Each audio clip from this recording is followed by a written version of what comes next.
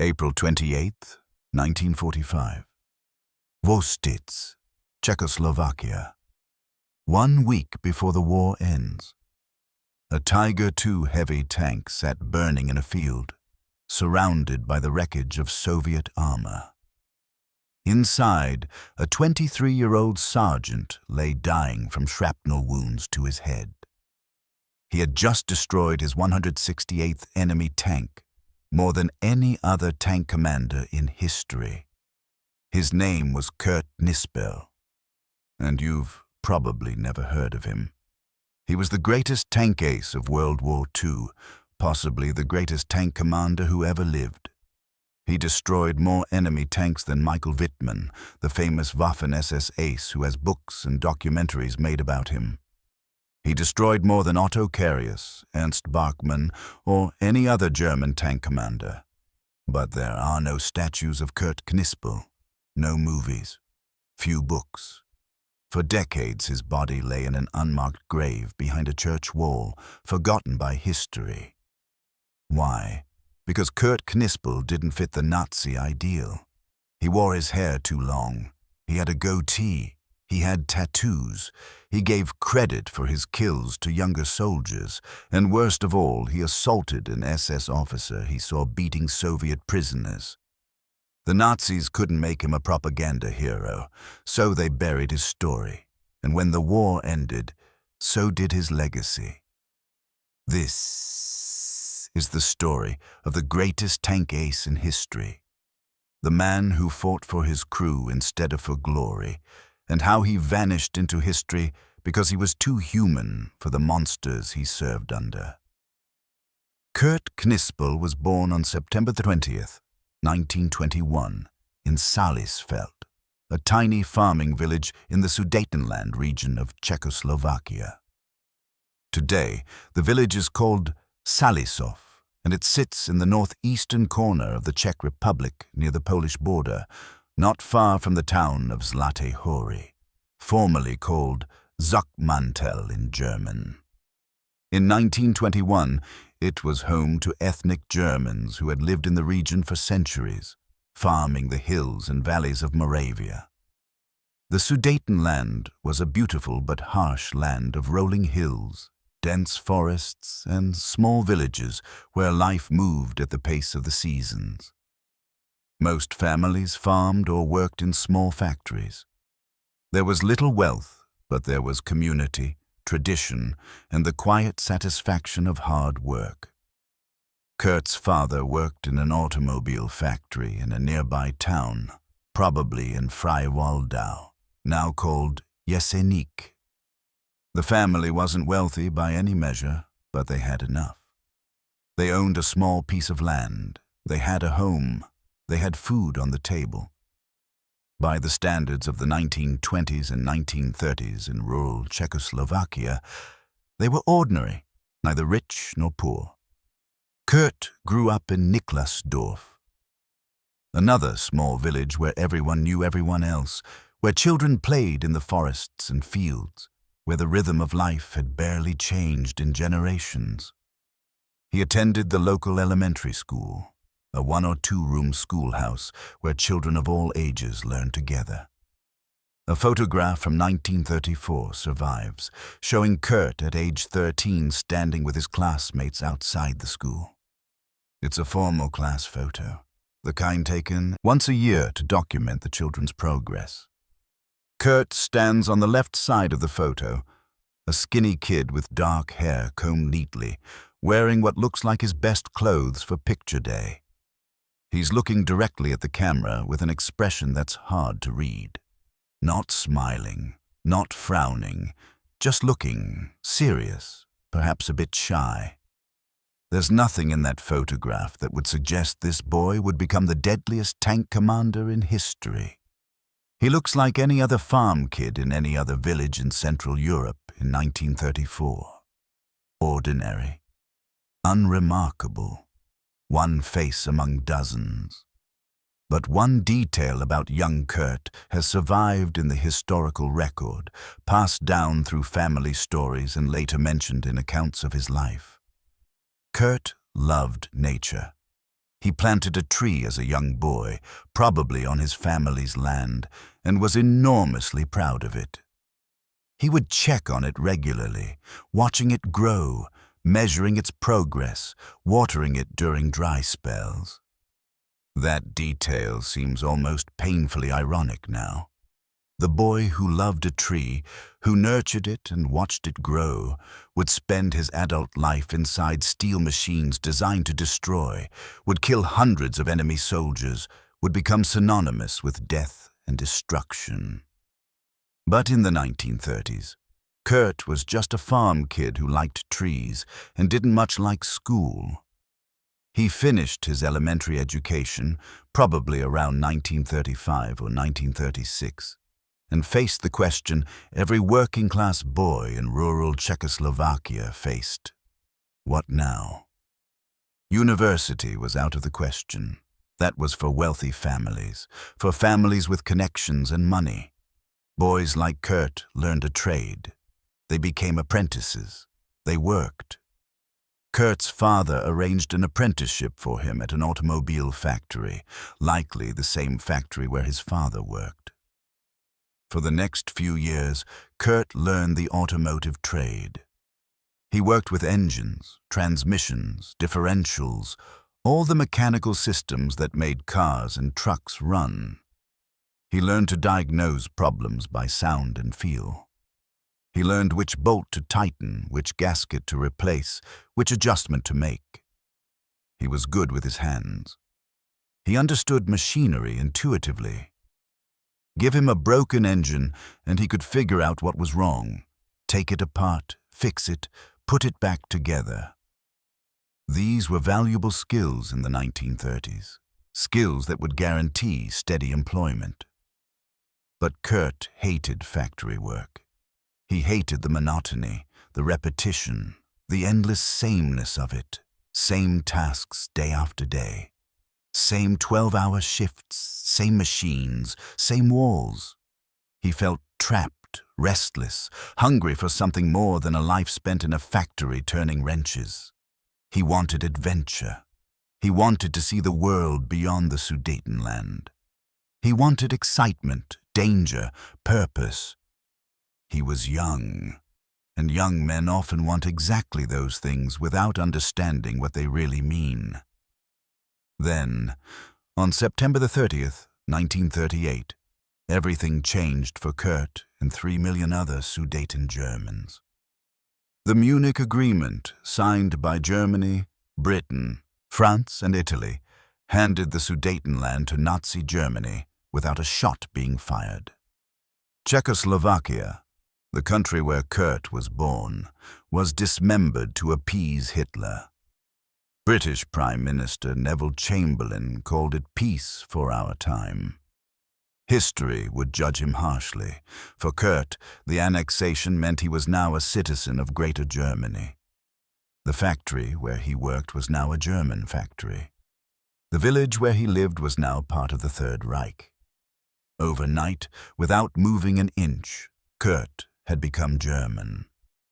Adolf Hitler promised the Sudeten Germans protection, prosperity, and a glorious future as part of the Greater German Reich. Young men throughout the Sudetenland were encouraged to join the Wehrmacht, to serve the fatherland, to be part of something larger than themselves. Kurt, bored with factory work and hungry for adventure, listened to those promises. On September 6, 1940, just before his 19th birthday, Kurt Knispel voluntarily enlisted in the German army. He specifically applied to join the Panzer, the armored forces, Germany's elite tank corps. Why did he volunteer? The historical record doesn't give us his thoughts or motivations. We can only speculate based on what we know about him and the circumstances of the time. Maybe he believed the propaganda about defending the homeland from Czech oppression, though there's no evidence the Czechs had actually oppressed him. Maybe he was swept up in the nationalist fervor that gripped the Sudetenland after annexation. Maybe he just wanted to escape the factory and thought the army offered adventure and purpose. Or maybe, like millions of young men throughout history, he simply didn't understand what war really was. He had grown up after World War I ended. He had no personal memory of the trenches, the gas attacks, the mass slaughter. War to him was probably heroic stories, glorious victories, camaraderie, and excitement. He would learn the truth soon enough. Kurt was sent to Sagan in Lower Silesia, now Żagań in Poland, for basic training with Panzer replacement and Training Battalion 15. Sagan was home to one of Germany's major tank training centers, with extensive facilities for teaching recruits how to be tankers. Basic training came first. Infantry skills. Every German soldier, whether he was destined for tanks, artillery, or any other branch, started with infantry training. Kurt learned to march in formation, to maintain his equipment, to follow orders instantly and without question. He learned to fire the Karabiner 98K rifle, Germany's standard bolt-action rifle. He learned to operate the MG-34 machine gun, to field strip it blindfolded, to clear jams under pressure. He learned to dig foxholes, throw grenades, use a bayonet. He learned gas mask drill, how to react to artillery fire, how to identify enemy aircraft. He learned all the skills that would keep him alive if he ever had to fight as infantry. Then came the specialized training. Tank crews needed specific qualities. They needed men who were mechanically inclined, who could work in cramped spaces, who could stay calm under pressure. They needed men who were physically fit but not too large, because tanks are small inside and tall men don't fit well. Kurt, with his automotive factory experience and compact stature of about 165 centimeters, roughly 5 feet 5 inches, was perfect for tank duty. He understood machines. He was mechanically skilled. He was small enough to fit comfortably inside a tank turret. He trained on the Panzer WWII first, a tiny two-man tank that was already obsolete by 1940. It was more of a training vehicle than a combat vehicle, armed with only 2 machine guns. The Panzer WWII taught basic tank operations, how to maneuver the vehicle, how to communicate with the crew, how the controls worked. Then he trained on the Panzer II, a light tank with a 20mm cannon and 1 machine gun. Better than the Panzer WWII, but still inadequate for frontline combat. Then the Panzer IV, Germany's main medium tank, a 25-ton vehicle with a 75mm gun, 4-man crew, and enough armor to stop most anti-tank weapons of the early war period. Kurt trained as a loader first, the crewman whose job was to manhandle heavy shells from the ammunition racks into the gun breech. It was exhausting physical work. A 75mm shell weighs about 15 pounds. During combat, a good loader could maintain a rate of fire of 8 to 10 rounds per minute, meaning he was lifting and loading 120 to 150 pounds per minute while the tank bounced and lurched across rough terrain. Loaders needed strength, endurance, and coordination. Kurt was strong despite his size, and the factory work had built up his arms and shoulders. He could do the job. By October 1940, Kurt had completed his training and was assigned to the 3rd Company, 29th Panzer Regiment, 12th Panzer Division.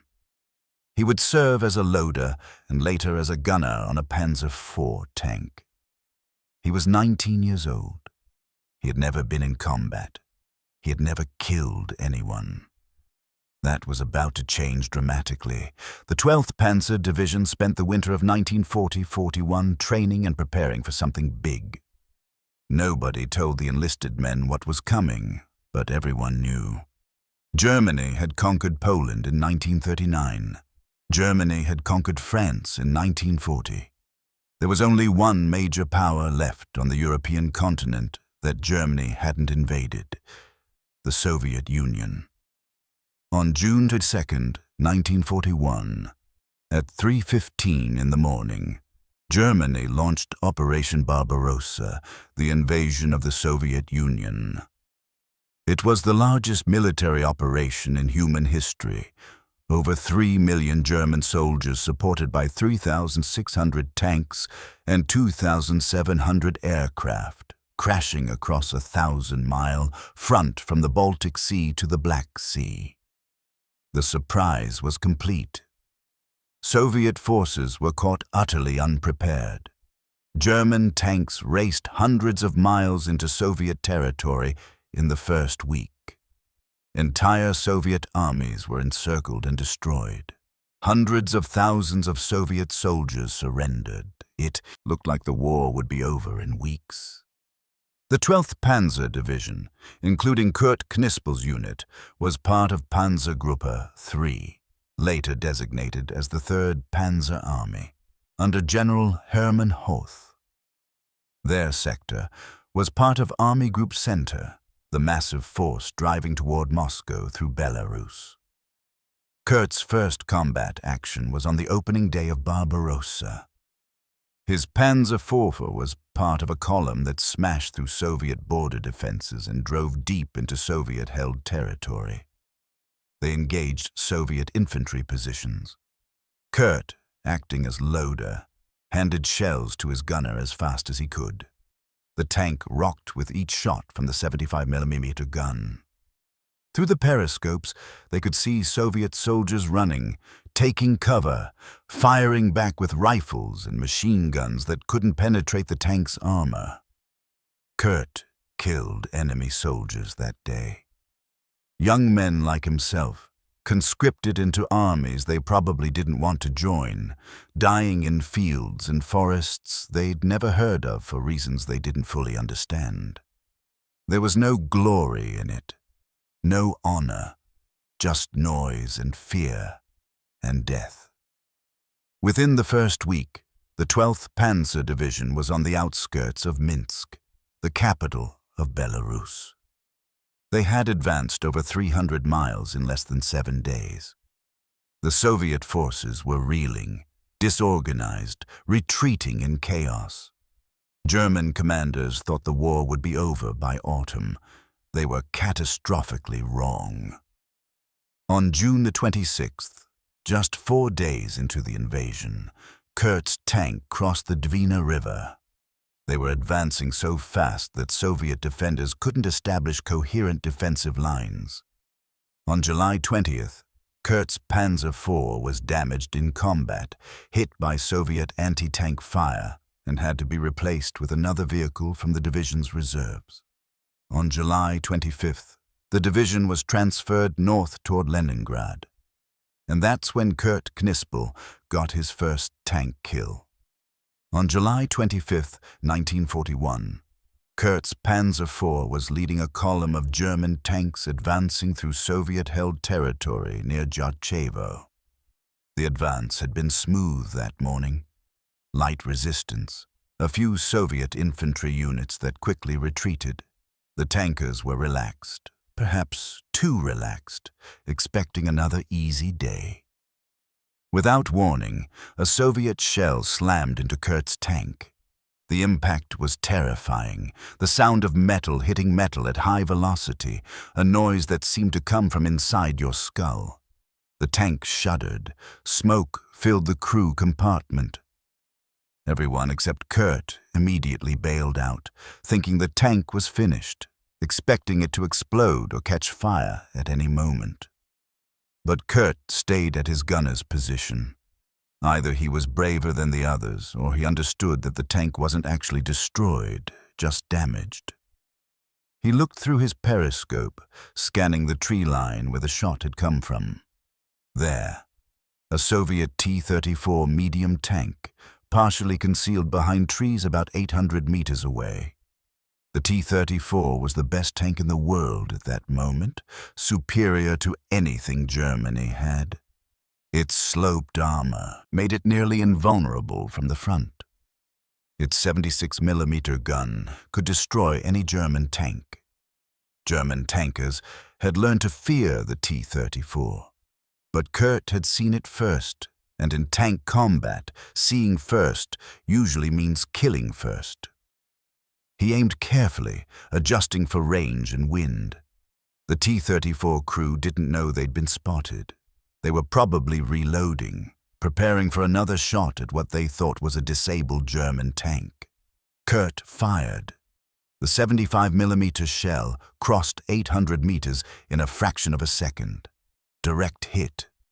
The T-34 exploded, its ammunition cooking off, flames and smoke pouring from the turret hatches. Kurt's first kill. A confirmed enemy tank destroyed. His crewmates, who had bailed out, climbed back into the damaged Panzer IV, looked at Kurt with new respect, and they continued the advance in a different tank. Kurt didn't celebrate. He didn't boast. He just noted the kill in his mental tally and moved on. There was a war to fight. Over the next months, from summer 1941 through winter 1942, Kurt and the 12th Panzer Division fought across the vast expanses of the Soviet Union. The initial German advance had been spectacular, but by autumn 1941, it was clear the war wouldn't end quickly. The distances were staggering. The Soviet Union was enormous, far larger than France or Poland. You could destroy entire Soviet armies and more would appear. The Germans captured millions of prisoners, destroyed thousands of tanks, seized vast territories. But the Soviets kept fighting. Kurt's division fought from Yarzevo toward the gates of Stalingrad, though they never actually entered the city that would become synonymous with German defeat. They fought in the north around Leningrad and Tikhvin, trying to encircle and capture Russia's second-largest city. They fought in the Caucasus region, the oil-rich area in southern Russia that Germany desperately needed to fuel its war machine. The Eastern Front was hell. Not the figurative hell of difficulty or hardship, but actual hell, a landscape of frozen corpses, burned villages, and endless suffering. Winter 1941-42 was the coldest in decades. Temperatures dropped to 40 below zero. Tanks wouldn't start. Engines seized. Oil turned to sludge. Soldiers froze to death in their positions, found standing frozen solid at their posts. Frostbite claimed thousands of casualties. Men lost fingers, toes, entire limbs to the cold. Spring and fall brought different torments. Rain turned the unpaved Russian roads into rivers of mud. Rasputitsa, the Russians called it, the season of mud. Tanks bogged down axle-deep. Trucks sank to their frames. Entire divisions would be immobilized for weeks, unable to advance or retreat, just sitting in the mud waiting for it to freeze or dry. Summer wasn't much better. Dust so thick it choked engines. Heat that turned the inside of tanks into ovens. Mosquitoes and flies that swarmed in clouds. Dysentery and typhus that killed as surely as bullets. And always, the Soviets kept coming. More tanks, more infantry, more artillery. The Germans would destroy entire Soviet divisions in massive encirclement battles, killing or capturing hundreds of thousands of Soviet soldiers. And a month later, new Soviet divisions would appear, equipped with new tanks, filled with new conscripts. Kurt Knispel learned to be a survivor. He learned when to be aggressive and when to be cautious. He learned to read terrain, to find good firing positions, to anticipate where enemy tanks would appear. He learned that hesitation kills, that the tank that shoots first usually wins.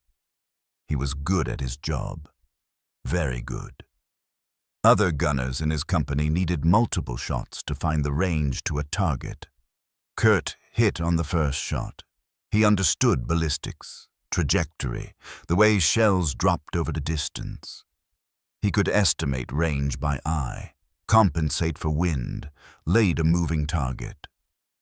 He was calm under fire. He could shoot while his tank was moving across rough ground, compensating for the motion, calculating the corrections automatically. His commanders noticed. Good gunners were valuable. Good gunners kept crews alive and destroyed enemy tanks. Kurt was promoted from loader to gunner, taking over the primary weapon in his tank. It was a position of responsibility and trust. By November 1942, Kurt had been in combat for 16 months. A photograph from that time shows Gefreiter Kurt Knispel, the rank equivalent to a lance corporal or private first class, wearing the Panzer assault badge awarded for participating in 3 armored assaults. He's also wearing the Iron Cross second class, awarded for valor in combat, and the wound badge in black, indicating he'd been wounded in action at least once. He was 21 years old and already a combat veteran with multiple decorations. He had survived longer than most. The life expectancy of a German tank crewman on the Eastern Front was measured in weeks, not months. Kurt had lasted over a year. In January 1943, Kurt was pulled back from the front lines and sent to Putlos in northern Germany for specialized training. The German army was introducing a new weapon, the Panzer Kampfwagen 6 Tigerführer, and they needed experienced crews to operate it. The Tiger I was everything a tank commander could want. It weighed 56 tons, more than twice the weight of a Panzer IV. Its frontal armor was 100 mm thick, angled and hardened, effectively immune to most Allied anti-tank weapons. It mounted the fearsome 88 mm K-36 gun, the same gun used in the famous 88 mm flak anti-aircraft gun that had proven so deadly against tanks. The 88 could penetrate 100 mm of armor at 1,000 meters. It could destroy any Allied tank at ranges exceeding 2 kilometers. Soviet T-34s, American Shermans, British Churchills. None of them could penetrate a Tiger from the front, but the Tiger could destroy all of them from ranges where they couldn't even shoot back accurately. Kurt trained on the Tiger and fell in love with it. The gun was incredibly powerful and accurate. The fire control system was sophisticated. The armor made you feel invincible. Soviet 76 mm anti-tank guns, which could destroy a Panzer IV with a single well-placed shot, just bounced off the Tiger's frontal armor. At this point in his career, Kurt was officially credited with 12 tank kills. He was about to multiply that number dramatically. In March 1943, after completing his Tiger training, Kurt was assigned to the 503rd Heavy Panzer Battalion, an elite unit equipped exclusively with Tiger tanks. The 503rd, officially designated Schwer Panzerabteilung 503 or SP's ABT 503, was one of the independent heavy tank battalions that weren't assigned to any particular division but were instead attached wherever they were needed most. Heavy tank battalions were the fire brigade of the German army, sent to crisis points, to places where the line was breaking, where a few Tigers could make the difference between victory and catastrophic defeat. The 503rd was sent to the Eastern Front just in time for Operation Citadel, the Battle of Kursk, the largest tank battle in history. In July 1943, over 6,000 tanks clashed in a battle that would determine the fate of the Eastern Front.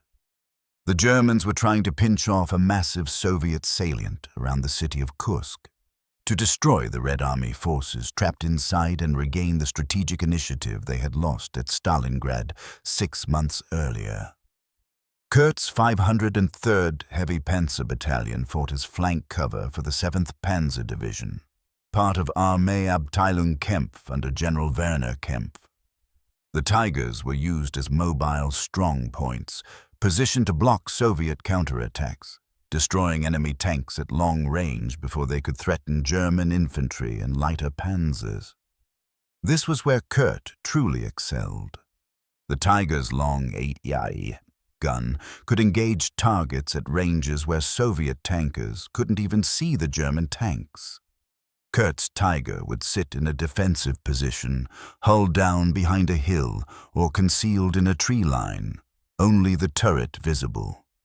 Soviet tank formations would advance across open ground, moving toward their objectives, not realizing a Tiger was watching them from 1,500 or 2,000 meters away. Kurt would fire. One shot, one kill, the lead Soviet tank would explode. Fire again. Another Soviet tank destroyed. The Soviet formation would panic, not knowing where the fire was coming from, tanks scattered, trying to find cover. Kurt would destroy 3, 4, 5 Soviet tanks in a single engagement, sometimes within the span of a few minutes. His commander and other crew members would watch in awe through their own periscopes. How did he do it? How could anyone shoot that accurately at such extreme ranges under combat conditions? When asked, Kurt would just shrug. It's not that hard if you understand the ballistics and practice enough. You just have to aim properly, compensate for the range, and stay calm. Don't rush the shot. Make every shot count. He made it sound simple. It wasn't. Other gunners in the battalion, experienced men with years of combat under their belts, couldn't match Kurt's accuracy. According to his biography, a German phrase that translates to Kursk made the name of Kurt Knispel famous in the battalion. After Kursk, everyone in the 503rd knew who Kurt Knispel was. He was the gunner every tank commander wanted on his crew. He was the soldier other men wanted in their company because when Kurt was behind the gun, you had a better chance of surviving. During the Battle of Kursk, Kurt destroyed 27 T-34 tanks in just 12 days of fighting. 27. That's more than most tank aces destroyed in their entire careers. For this achievement, he was awarded the Iron Cross First Class, a significant decoration that recognized exceptional bravery and combat effectiveness. The Battle of Kursk was a German defeat, the last major German offensive on the Eastern Front. Despite destroying thousands of Soviet tanks and inflicting over 800,000 casualties, the Germans couldn't break through. The Soviets had too many reserves, too much depth in their defenses. The Wehrmacht exhausted itself in the attack and would remain on the defensive for the rest of the war. But Kurt Knispel's reputation was now firmly established. He was more than just a good gunner. He was exceptional, possibly the best in the entire Panzerwaffe. After Kursk, the 5/3 Heavy Panzer Battalion fought across Ukraine during the long German retreat. They fought at Vinnytsia, at Yampil, at Kamenets-Podolsk. Everywhere they went, Soviet forces were advancing, pushing the Germans back towards Poland, back toward Germany itself. In January 1944, Kurt and the 503rd were part of a desperate relief operation. At the Korsun-Cherkasy pocket, over 50,000 German soldiers had been encircled by Soviet forces. They were trapped, running out of supplies, facing annihilation. Kurt's battalion was part of Kampfgruppe Beke, a relief force of 34 Tigers that fought its way through Soviet lines trying to reach the surrounded troops. For days, Kurt's Tiger fought almost non-stop. Soviet tank armies threw everything at the relief force, trying to stop the Tigers before they could rescue the trapped Germans. The fighting was desperate, close range, brutal. Kurt destroyed tank after tank. Soviet T-34s, KV-1 heavy tanks, Su-85 tank destroyers. During the Korsun-Cherkasy operation, Kampfgruppe Beke destroyed 267 Soviet tanks. Kurt personally accounted for dozens of them. The exact number isn't recorded, but multiple witnesses estimated Kurt destroyed at least 20 Soviet tanks during that single operation. The relief force broke through. Some of the surrounded Germans escaped, but the losses were horrific on both sides. Thousands dead, hundreds of tanks destroyed. The Eastern Front was becoming a meat grinder, consuming men and machines at an unsustainable rate. By April 1944, Kurt Knispel had destroyed 101 enemy tanks. 101 confirmed kills, each one verified by witnesses, reported up the chain of command, documented in official records. He was 22 years old. For this extraordinary achievement, he was awarded the German Cross in Gold, a high decoration ranking between the Iron Cross First Class and the Knight's Cross. The German Cross in Gold was a large, ornate medal worn on the right breast, distinctive and easily recognizable. It was awarded for repeated acts of bravery or exceptional leadership. More significantly, Kurt became the only non-commissioned officer in the entire German tank arm to be mentioned in a Wehrmacht communiqué, the official daily military bulletin that was broadcast on German radio and published in newspapers. On April 25, 1944, the communiqué specifically mentioned that Feldwebel Kurt Knispel had destroyed 101 enemy tanks. This was a huge honor. Wehrmacht communiques usually mentioned only generals, high-ranking officers, and occasionally exceptional soldiers who had performed extraordinary feats. For an enlisted man, a mere sergeant, to be mentioned by name was almost unheard of. But Kurt treated the recognition the same way he treated everything else. He accepted the German Cross in Gold, said thank you, pinned it to his uniform, and went back to work. He didn't let the fame change him. He didn't start acting like he was special. What Kurt cared about wasn't medals or recognition. It was his crew. Tank warfare is the ultimate team effort. The loader, gunner, driver, radio operator, and commander all work together as a single organism. If one man fails, they all die together in a burning steel coffin. Kurt understood that better than most. He looked after his crew members like they were family. He shared his rations when food was scarce. He helped maintain the tank, even though as gunner he wasn't technically responsible for mechanical work. He covered for crew members when they made mistakes, taking blame that should have been theirs to protect them from punishment. He was patient with new replacements, teaching them the little tricks and techniques that kept you alive. And whenever there was a disputed kill, when two tanks claimed to have destroyed the same enemy vehicle, Kurt always deferred. He always gave credit to the other tank, always, every single time. He didn't care about his personal score. He cared about morale, about helping younger soldiers gain confidence, about building up the men around him. Veterans who served with Kurt later estimated that he gave away 20 to 30 kills that were rightfully his.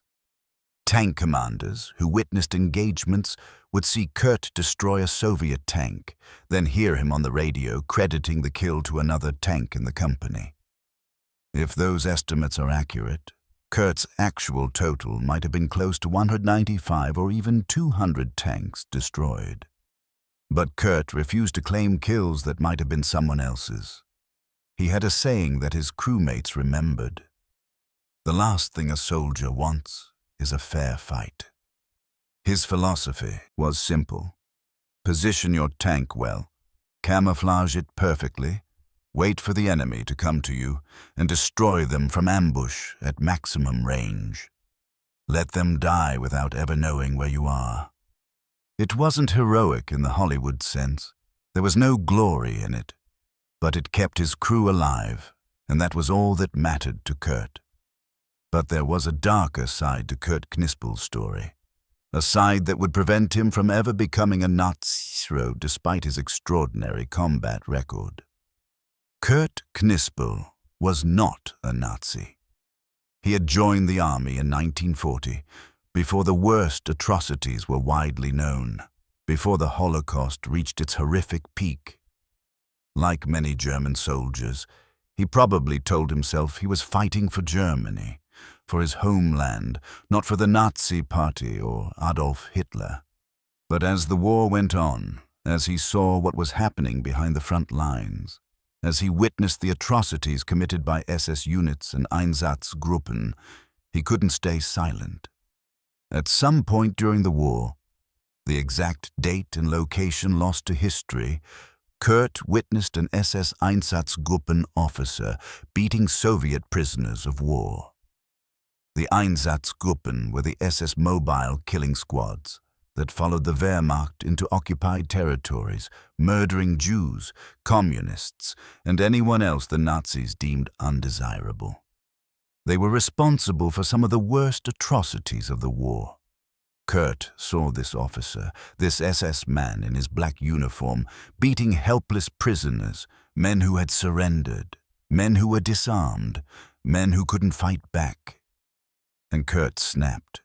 He walked up to the SS officer and physically assaulted him, hit him, knocked him down, in front of witnesses, in front of other German soldiers. In Nazi Germany, assaulting an SS officer was effectively a death sentence. The SS didn't answer to the regular Wehrmacht chain of command. They were Hitler's personal troops, above the law, answerable only to Heinrich Himmler and Hitler himself. An enlisted Wehrmacht soldier attacking an SS officer should have resulted in immediate arrest, court-martial, and execution by firing squad. Kurt should have died that day, but his commanding officers protected him. They understood that losing Kurt Knispel would hurt the war effort far more than punishing one SS officer's wounded pride. Kurt had destroyed over 100 enemy tanks by this point. He was irreplaceable. His Tiger and his crew accounted for more enemy kills than entire companies of regular Panzers. So the incident was quietly buried. Officers who witnessed it were told to forget it. The SS officer was probably transferred to another unit to avoid further confrontation, and Kurt kept fighting, kept destroying Soviet tanks, kept doing the job he was good at. But the incident followed him. It was in his file. It was known by higher commanders, and it guaranteed that Kurt Knispel would never receive the Knight's Cross, Germany's highest military decoration for valor. The Knight's Cross was awarded to tank aces who destroyed far fewer tanks than Kurt. Michael Wittmann, the SS tank commander, received the Knight's Cross after destroying 88 tanks, then the Knight's Cross with oak leaves after 119 tanks. Otto Carius received the Knight's Cross after 78 tank kills. Ernst Bachmann got his Knight's Cross for 82 kills. Kurt Knispel destroyed 168 tanks, more than any of them, and was recommended for the Knight's Cross 4 separate times by 4 different commanding officers. Each time the recommendation was rejected by higher headquarters. No explanation given, just rejected. The reason was obvious to everyone who knew Kurt's story. He had assaulted an SS officer. He was not a Nazi. He wore his hair longer than regulations allowed. He had a goatee, forbidden for enlisted men. He had tattoos, which were considered low class and inappropriate. He was critical of the Nazi Party. He didn't conform to the image of the ideal German soldier. Michael Wittmann, by contrast, was perfect propaganda material. He was SS. He was blonde, blue-eyed, looked like a recruiting poster. He was a true believer in the Nazi cause. His picture appeared in newspapers and magazines. He met with Hitler. He was held up as the ideal warrior of the Third Reich. Kurt Knispel destroyed 30 more tanks than Wittmann, and remained an enlisted sergeant, unknown to the German public, ignored by the propaganda machine. The Nazi leadership couldn't make Kurt into a hero. He didn't fit. So they simply didn't talk about him. His 101 tank achievement was mentioned once in a Wehrmacht communiqué, and then never mentioned again. No interviews, no publicity, no propaganda films. Just silence. After the fighting in Ukraine through early 1944, the 503rd Heavy Panzer Battalion had been nearly destroyed. Most of their Tigers were knocked out or had broken down. The survivors were pulled back to Germany in June 1944 for rest, refit, and re-equipment. The battalion received the newest German tank, the Panzer Kampfwagen 6 Tiger II, also called the King Tiger or Königstiger. If the Tiger War was formidable, the Tiger II was a monster. It weighed 68 tons, making it the heaviest operational tank of World War II. Its frontal armor was 150 mm thick on the turret and 100 mm thick on the hull, both angled at 50 degrees, creating effective armor thickness of over 200 mm. No Allied tank gun could penetrate it from the front at any range. The Tiger II mounted the long 80mm KWK-43 gun, an improved version of the already fearsome 88mm gun on the Tiger WWII. This gun could penetrate 200 mm of armor at 1,000 meters. It could destroy any Allied tank from distances exceeding 3,000 meters, ranges where Allied tankers couldn't even see the German tank clearly through their gun sights. The Tiger II was supposed to be invincible. On paper, it was. In practice, it had serious problems. It was massively over-engineered, mechanically complex, prone to breakdowns, and desperately underpowered for its weight. The Maybach HL230 engine produced 700 horsepower, the same engine used in the lighter Panther and Tiger WWII. That was barely adequate for a 45-ton Panther. For a 68-ton Tiger II, it was woefully insufficient. The Tiger II was slow, with a top speed of only 25 miles per hour on roads and much slower cross-country. It was fuel-hungry, consuming gasoline at an appalling rate.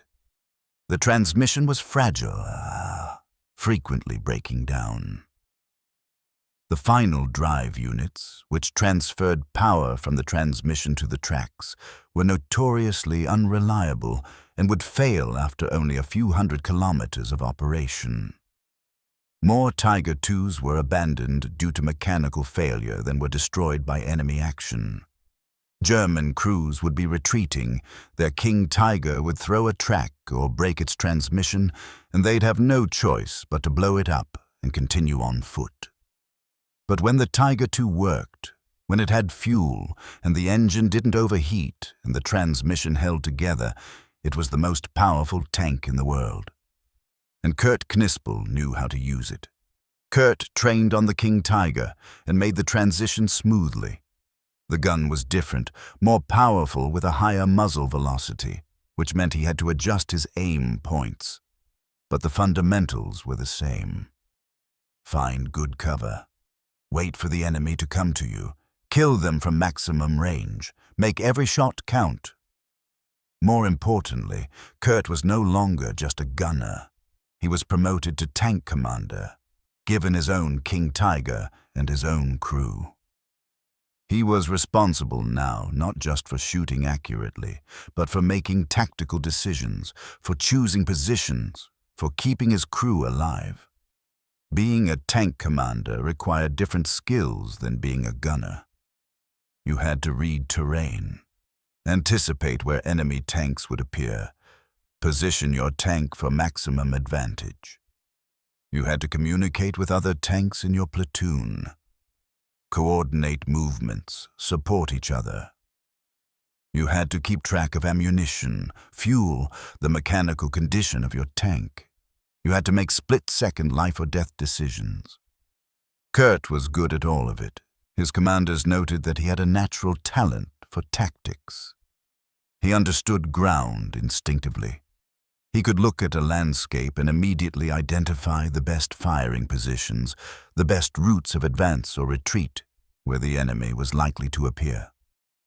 In the fall of 1944, the 503rd Heavy Panzer Battalion, now equipped with King Tigers, was sent back to the Eastern Front. The strategic situation was hopeless by this point. Soviet forces were advancing on all fronts, driving through Poland toward Germany itself. The Red Army had grown into a juggernaut, with seemingly unlimited tanks, artillery, and infantry. The Germans were fighting a losing battle, trading space for time, trying to slow the Soviet advance, knowing that defeat was inevitable. But German soldiers kept fighting, some because they were fanatics who believed the propaganda about wonder weapons that would turn the tide. Some because they feared what would happen to their families if Germany lost, knowing the Soviets would seek revenge for the atrocities Germany had committed in Russia.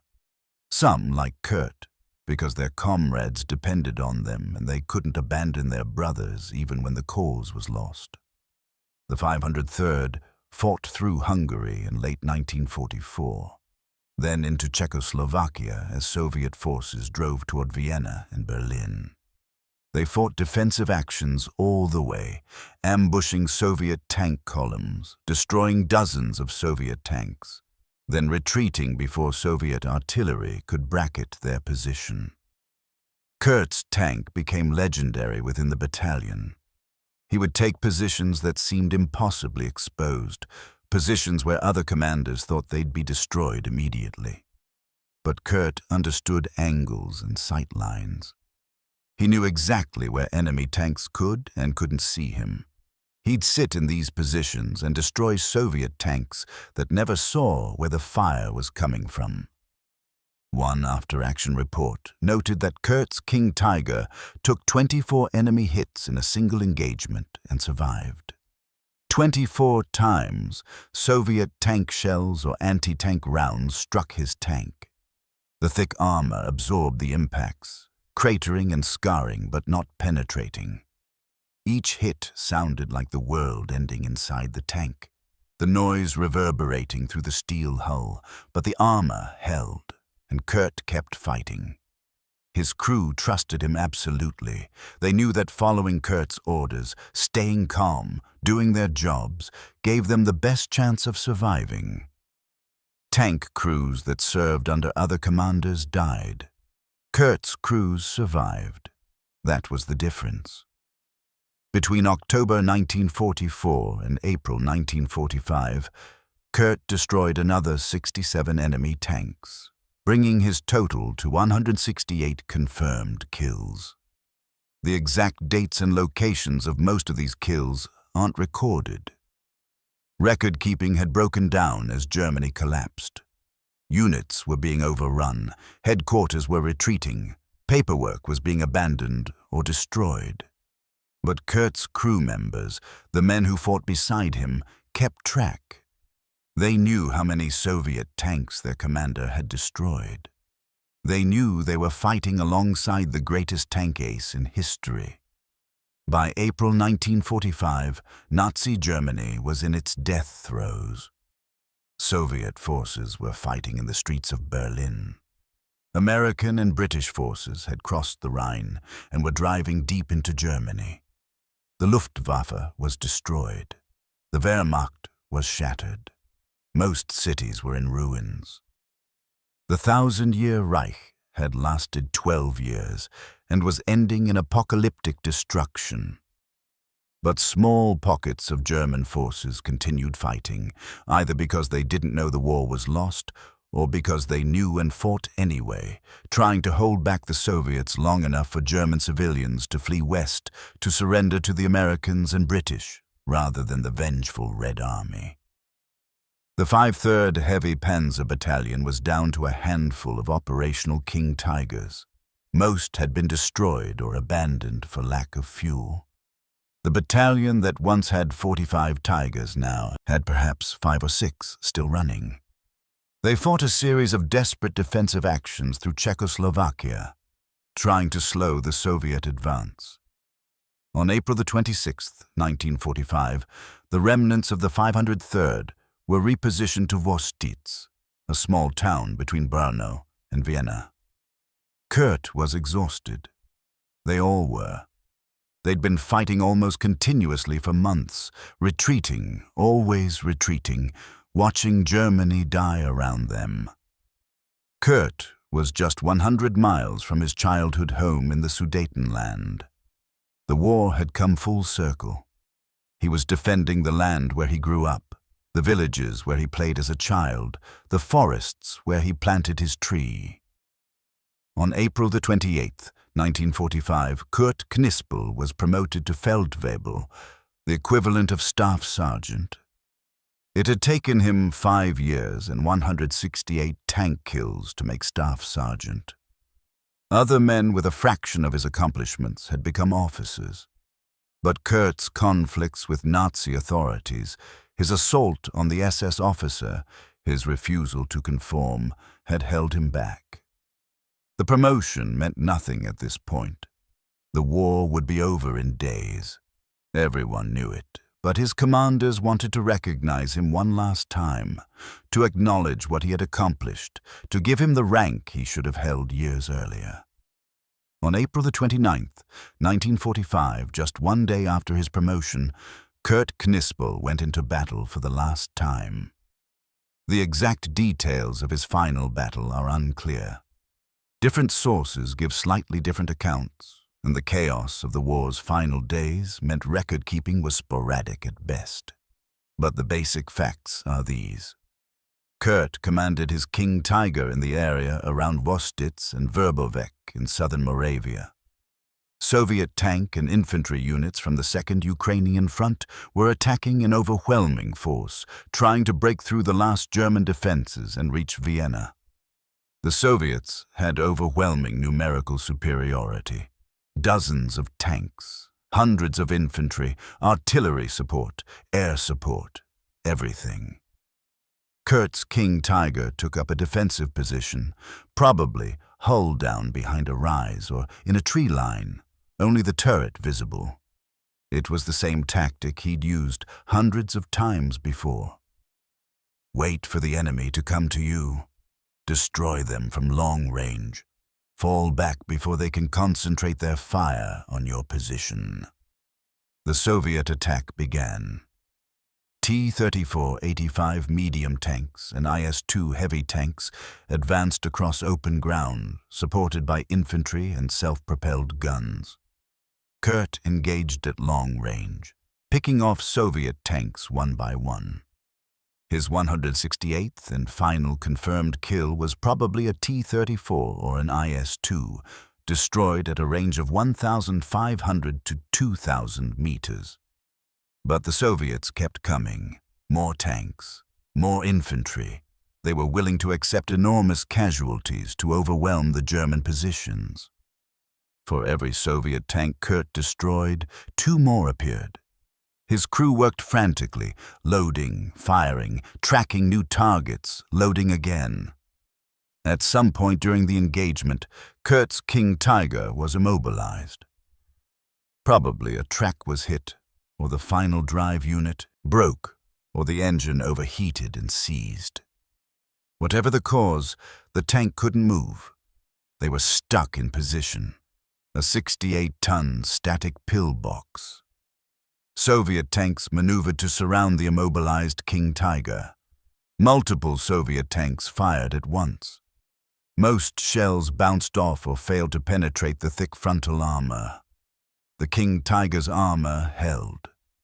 But the Soviets kept firing, shells hammering the tank from multiple directions. Eventually, a shell found a weak point. Maybe it hit the side armor where it was thinner. Maybe it hit the rear.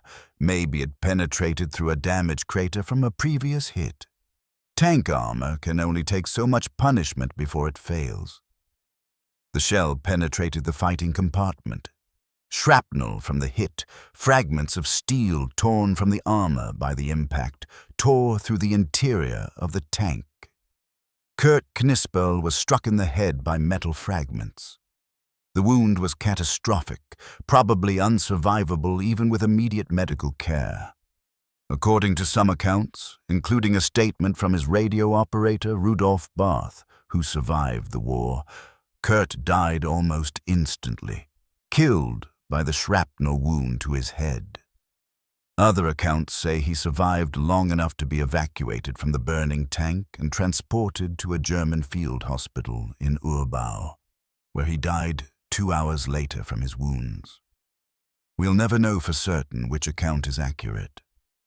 The chaos of the war's final days, the destruction of records, the fact that most witnesses died in the subsequent fighting, means the exact circumstances of Kurt's death are lost to history. What we know for certain is that Kurt Knispel died on April 28, 1945, in combat against Soviet forces near Vostitz, Czechoslovakia. He was 23 years old. He had destroyed 168 enemy tanks, more than any other soldier in history, and he died 10 days before the war ended. 10 days.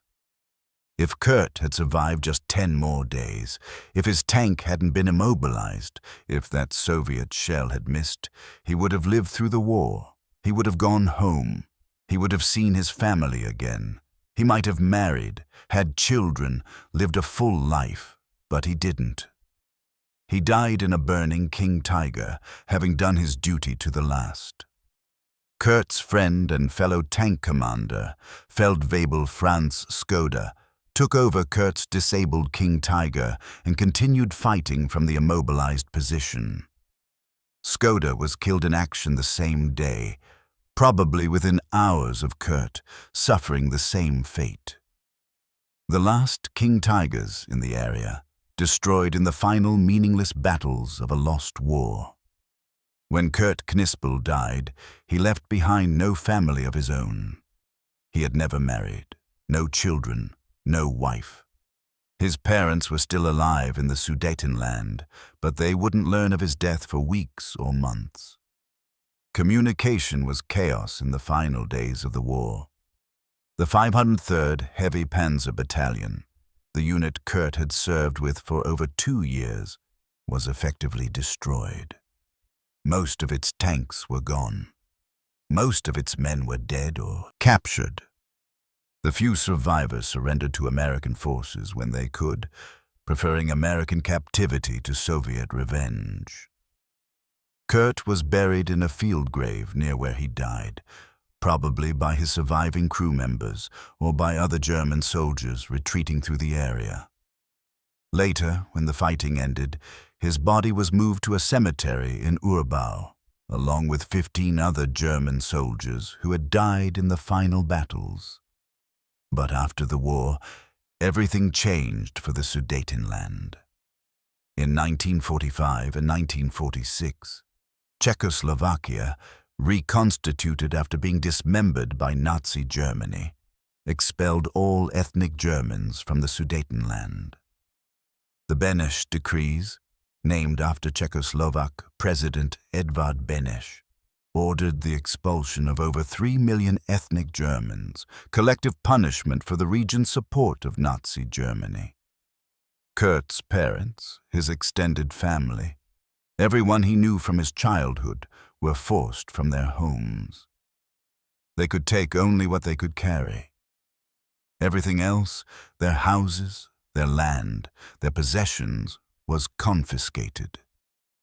They were put on trains and trucks and sent to Germany, dumped at the border, left to fend for themselves in a destroyed country. The German cemeteries in the Sudetenland were neglected after the expulsions. Some were deliberately destroyed, the headstones broken, the graves desecrated. The Czechoslovak government wanted to erase all traces of the German population that had lived there for centuries. Kurt's grave was forgotten. The cemetery fell into ruin. Weeds overgrew the plots. Headstones toppled or were removed. Within a few years, nobody knew where Kurt Knispel was buried. The location was lost. Meanwhile, other German tank aces became famous. Michael Wittmann, killed in Normandy in August 1944, became a legend. Books were written about him. His tactics were studied in military academies. Museums displayed photographs of him and his Tiger tank. He became the face of the German tank force, the ideal tank commander. Otto Carriers, who survived the war, wrote a best-selling memoir titled Tigers in the Mud. He became a celebrity in Germany, giving interviews, attending military vehicle shows, signing autographs. He lived until 2015, dying at age 92, celebrated as a hero until the end. Ernst Bachmann, another surviving tank ace, also became well known. His story was told in multiple books and documentaries. He attended veteran reunions, posed for photographs with military history enthusiasts, enjoyed his status as a legend. But Kurt Knispel, who destroyed more tanks than all of them, was forgotten. His name appeared in some specialized military histories. Tank warfare enthusiasts knew about him. A few historians mentioned him in passing, but the general public had never heard of him.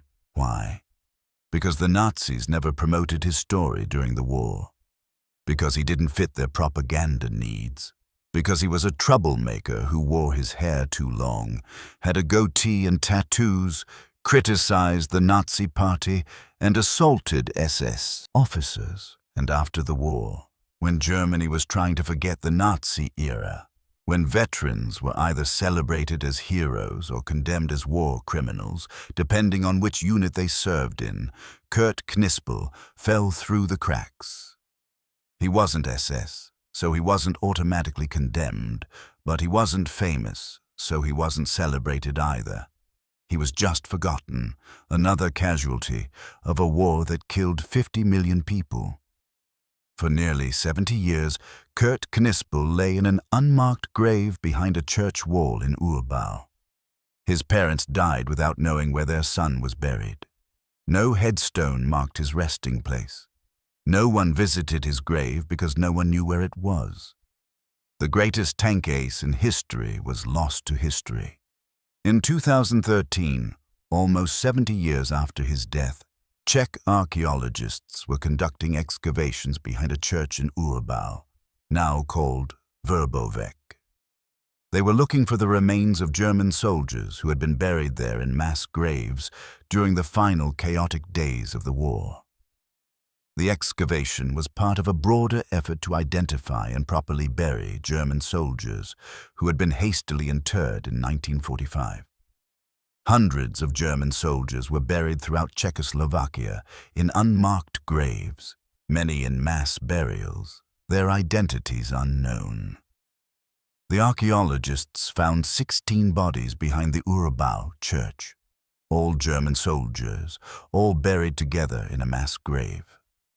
They had been in the ground for 68 years. Decomposition was advanced, but not complete. Some clothing fragments remained. Some equipment was still recognizable. One body still had dog tags around the neck, a pair of metal identification tags that German soldiers wore on a chain.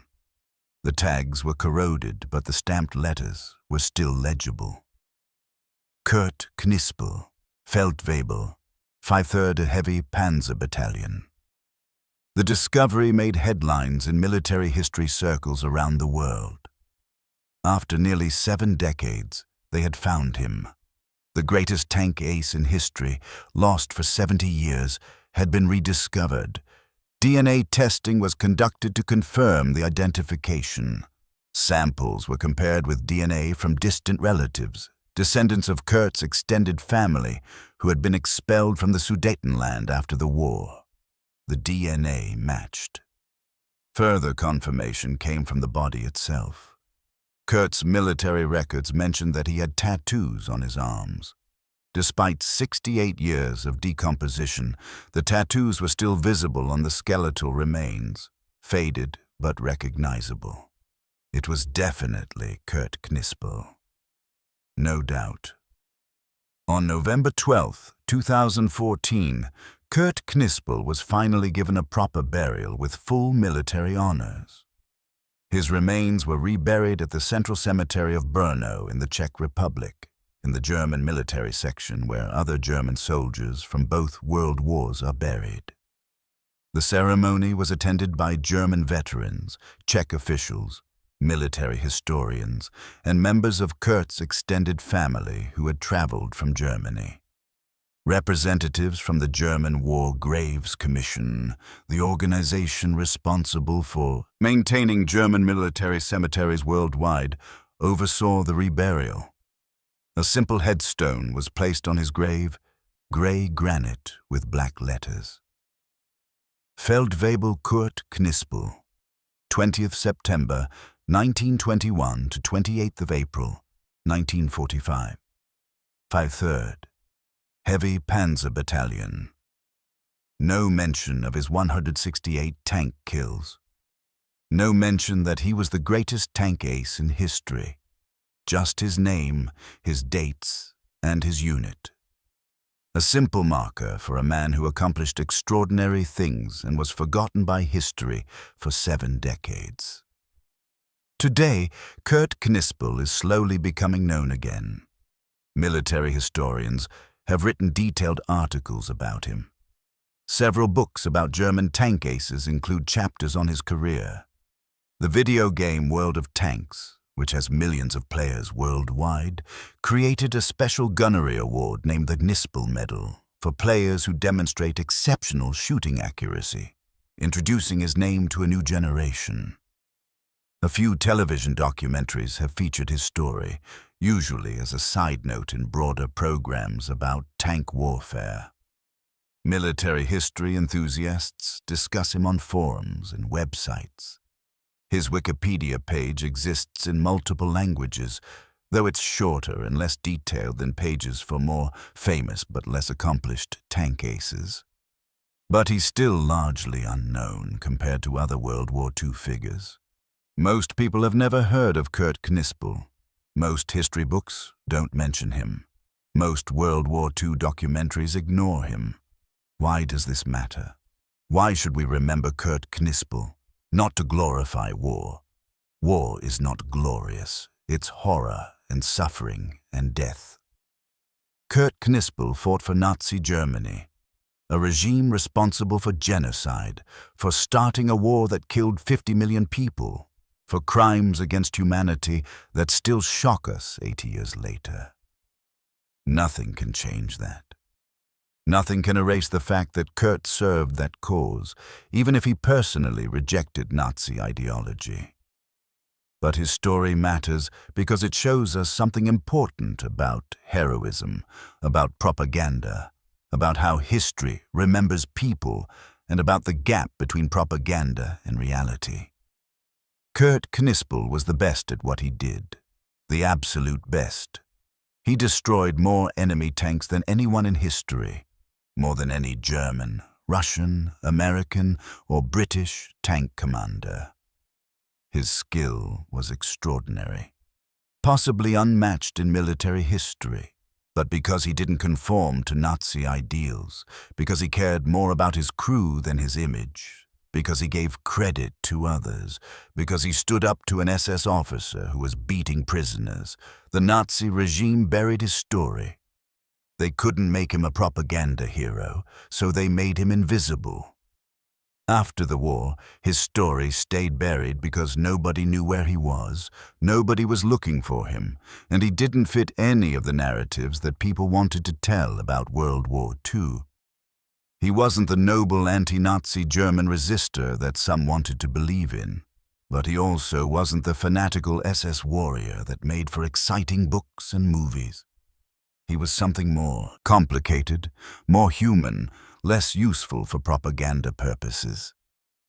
He was just a soldier. A supremely skilled soldier who happened to fight for the wrong side, A man who cared about his crew more than himself, who gave credit to others, who stood up for what he thought was right, even when it cost him, who excelled at his job and died doing it. And history forgot him for 70 years, buried him in an unmarked grave, and only remembered him when archaeologists accidentally dug him up. His story reminds us that propaganda shapes what we remember. The famous aren't always the most accomplished. The celebrated aren't always the most deserving. Sometimes the greatest stories are the ones nobody tells because they don't serve anyone's agenda. Michael Wittmann destroyed 138 tanks and became the most famous tank ace in history because he was perfect Nazi propaganda. SS, Aryan-looking, a true believer, killed in heroic combat before the war ended in defeat. Kurt Knispel destroyed 168 tanks, 30 more than Wittmann, and vanished into history because he wore his hair wrong, criticized the party, and assaulted an SS officer. That's the power of propaganda.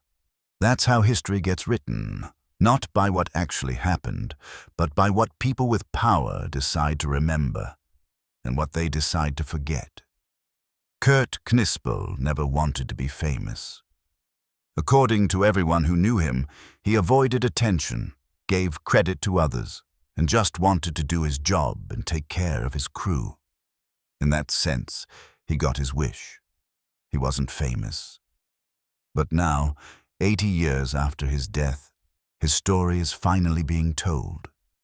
Not to celebrate war, but to remember that even in the worst circumstances, there are individuals who stand out, who excel, who try to do the right thing even when everything around them is wrong.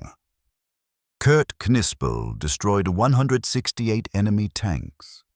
He saved countless German soldiers' lives by destroying enemy armor before it could kill his comrades.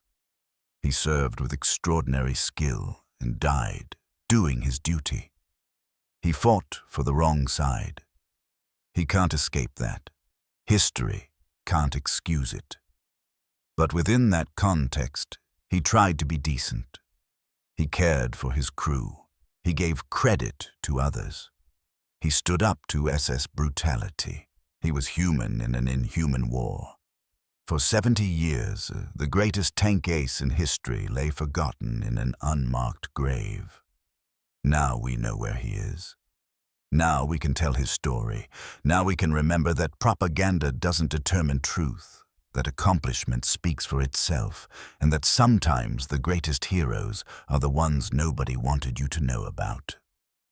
Kurt Knispel, the ghost ace, the man the Nazis tried to erase, the soldier who destroyed more tanks than anyone in history and vanished into an unmarked grave. Until a Czech archaeologist found a dog tag with his name on it. Now his story endures.